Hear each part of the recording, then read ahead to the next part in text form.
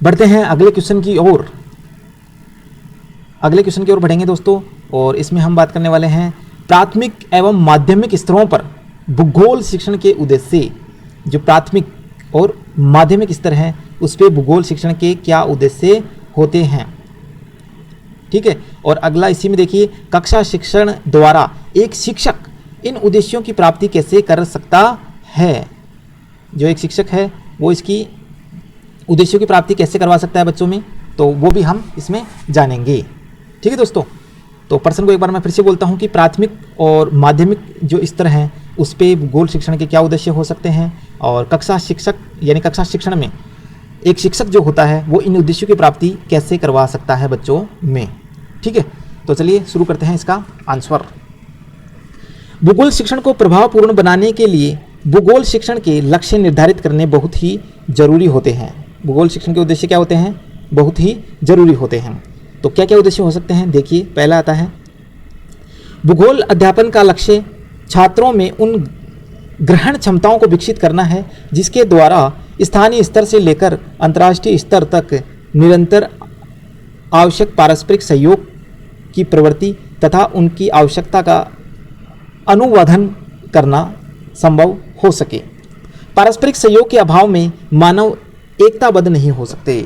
अगर पारस्परिक सहयोग नहीं हुआ है, उसका अभाव रह गया है, तो मानव क्या होंगी, उनमें एकता नहीं होगी। दूसरा बिंदु जानते हैं, भूगोल अध्यापन का लक्ष्य मानव जीवन में उन्नति तथा प्रगति के लिए बच्चों में क्या करेगा, ये उन्नति करेगा और प्रगति करेगा दोस्तों।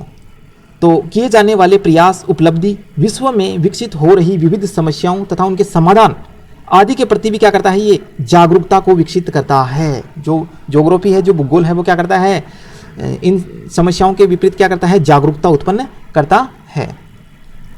अगला बिंदु देखते हैं, भूगोल अध्यापन का लक्ष्य विश्व के विभिन्न क्षेत्र तथा प्रदेशों के निवासियों के विविध तथा विचित्र जीवन यापन प्रणालियों के आचार व्यवहार, परंपरा और विश्व धरोहर के प्रति सहानुभूतिपूर्ण ज्ञान अर्जित करता है। क्या करता है, सहानुभूतिपूर्ण ज्ञान करता है। अगला हम देखेंगे दोस्तों, अगला बिंदु, भूगोल एक ऐसा विषय है जिसमें विज्ञान तथा काल दोनों ही विषयों का समन्वय है, दोनों से मिलकर बना है।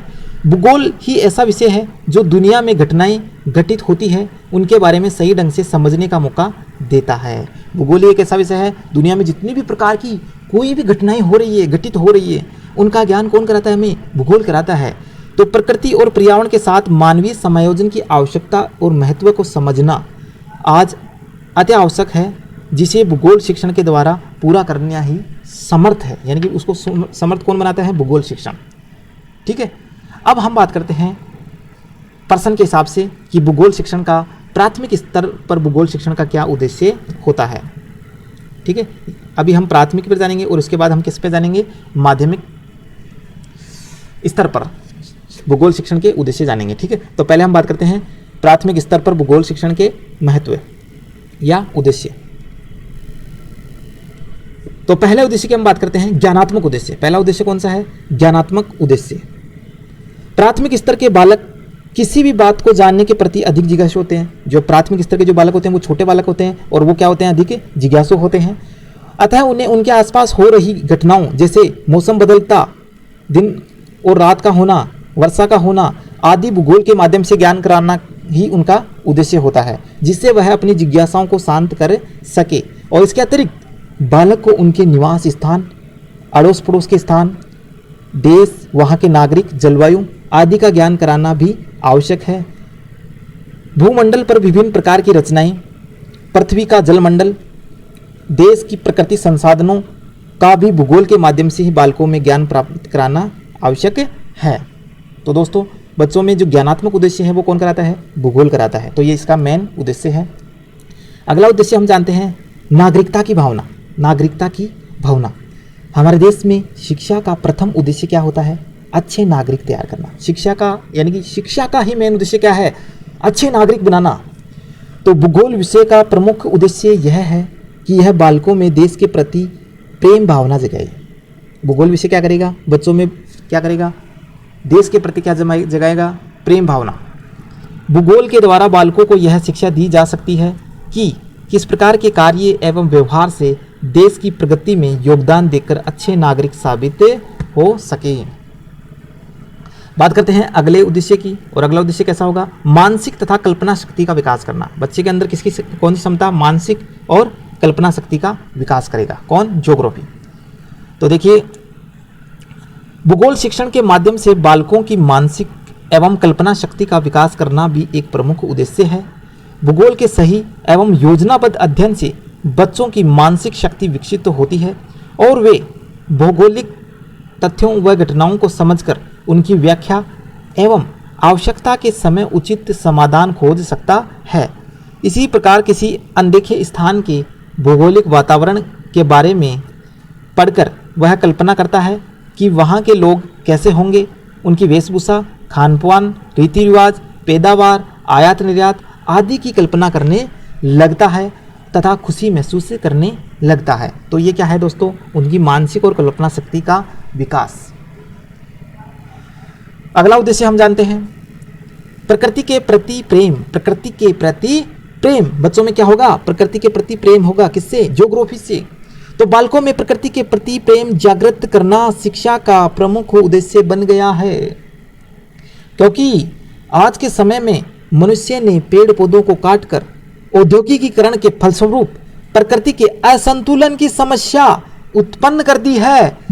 बालकों को देश के वन प्रदेश, वन्य जीव, उनका महत्व, वनों द्वारा लाभ आदि विषय वस्तु, आसपास के वातावरण तथा प्रकृति के प्रति प्रेम बढ़े। इसलिए क्या है? ज्योग्राफी का ज्ञान या शिक्षण करवाना बच्चों को बहुत जरूरी है।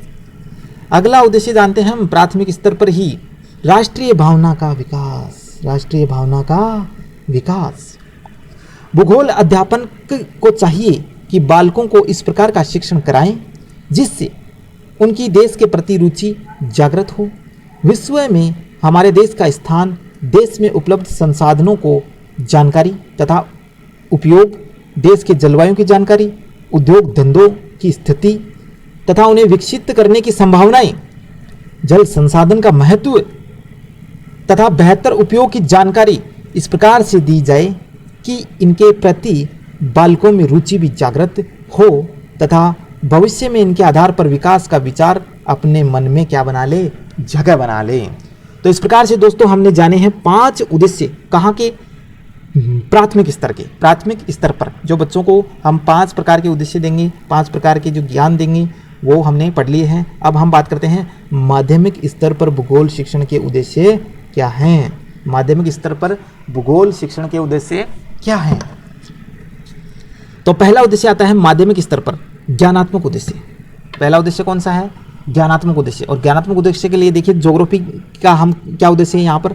तो माध्यमिक स्तर पर भूगोल के अध्ययन द्वारा ही छात्रों को प्रकृति या वातावरण का मानव के साथ संबंध का ज्ञान कराया जा सकता है, जिससे वह आसपास या प्रतिदिन की घटनाओं को समझकर उनकी व्याख्या कर सकता है।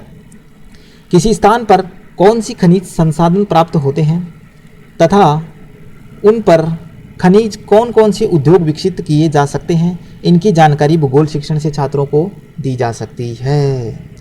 दूसरा उद्देश्य की बात करें, अच्छी नागरिकता की भावना। अच्छी नागरिकता की भावना। और देखिए अच्छी नागरिकता की भावना कैसे हो सकती है?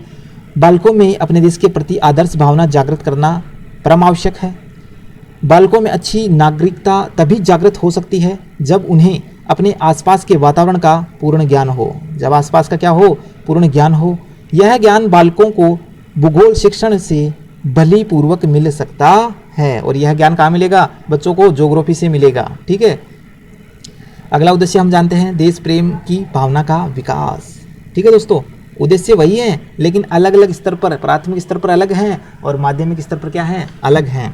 तो देखिए देश प्रेम की भावना का विकास, भूगोल अध्ययन से हम बालकों को देश के उपलब्ध संसाधनों की जानकारी दे सकते हैं, जो कि देश की प्रगति का मुख्य क्या है? आधार है। साथ ही भूगोल के द्वारा देश के प्राकृतिक स्थल जैसे पर्वत हैं, नदियाँ, झीलें, वन, गगनचुंबी पर्वत, चोटियाँ आदि की जानकारी दे सकते हैं और ये देश प्रेम को बढ़ाने में क्या होते हैं? सहायक होते हैं। आगे हम बात करते हैं दोस्तों अध्ययन में रुचि उत्पन्न करना। अध्ययन में क्या करना? रुचि उत्पन्न करना। अध्ययन में रुचि उत्पन्न करना। तो भूगोल शिक्षण से बालकों में उनके पाठ्य को सरल और सहज ग्राही बनाया जा सकता है। सरल और सहज यानी आसानी से ग्रहण कर सकते हैं। भौगोलिक यात्राएं, किसी स्थान की जानकारी, पवित्र तीर्थ स्थान की जानकारी, उद्योग धंधों की स्थिति, पशुपालन, खाद्यान्न फसलें आदि की जानकारी भूगोल शिक्षण के माध्यम से ही दी जा सकती है। इससे अन्य विषय के अध्ययन में भी रुचि जागृत होती है। बात करते हैं अगले उद्देश्य की, आर्थिक योजनाओं में सहायक। आर्थिक योजनाओं में क्या है? सहायक। आर्थिक योजनाओं में सहायक। और देखिए आर्थिक योजनाओं में सहायक, भूगोल शिक्षण के माध्यम से बालकों को देश में उपलब्ध संसाधनों की जानकारी दी जा सकती है, जिसके आधार पर देश की आर्थिक योजनाएं बनती हैं और पूरी होती हैं। भारत जैसे बड़े देश को संसाधनों की प्राप्ति के आधार पर छोटी छोटी इकाइयों में बांटकर प्रत्येक खंड की भौगोलिक परिस्थितियों व जनसंख्या के आधार पर सफल आर्थिक योजनाएं बनाई जा सकती है। ठीक है दोस्तों, तो इस प्रकार से हमने क्या पढ़े, 5 उद्देश्य पूरे कर लिए हैं। अगले उद्देश्य की हम बात करते हैं, सांस्कृतिक उद्देश्य। सांस्कृतिक उद्देश्य, ये उद्देश्य उसमें नहीं था दोस्तों, तो इसको यहाँ पर ध्यान रखना है, आपको ऐड करना है। सांस्कृतिक उद्देश्य क्या है? देखिए, विभिन्न देशों की संस्कृति का ज्ञान भूगोल शिक्षण के माध्यम से कराया जा सकता है। भूगोल अध्ययन से ही हमें अन्य देशों की संस्कृतियों के विकास आदि की जानकारी मिलती है। जिन देशों ने अधिक उन्नति की है उसमें भूगोल का भारी योगदान रहा है। अधिक उन्नति करके इन देशों ने अपनी संस्कृति को विकसित बनाया है। ठीक है दोस्तों, तो अगले उद्देश्य की बात करते हैं हम, 7वें उद्देश्य की। और कहाँ पर बात कर रहे हैं हम? माध्यमिक स्तर पर। 7वां उद्देश्य देखिए, विस्तृत दृष्टिकोण का उद्देश्य। विस्तृत दृष्टिकोण का उद्देश्य, तो देखिए विस्तृत दृष्टिकोण कैसा होगा बच्चों में, यानी कि जो सोच है उनकी वो क्या होगी? बड़ी होगी। और कैसे होगी? देखिए, भूगोल का अध्ययन मस्तिष्क को विशाल तथा विस्तृत बनाता है, स्थानीय संकीर्णता को दूर करता है और हमें व्यापक सोच और उन्मुख करता है।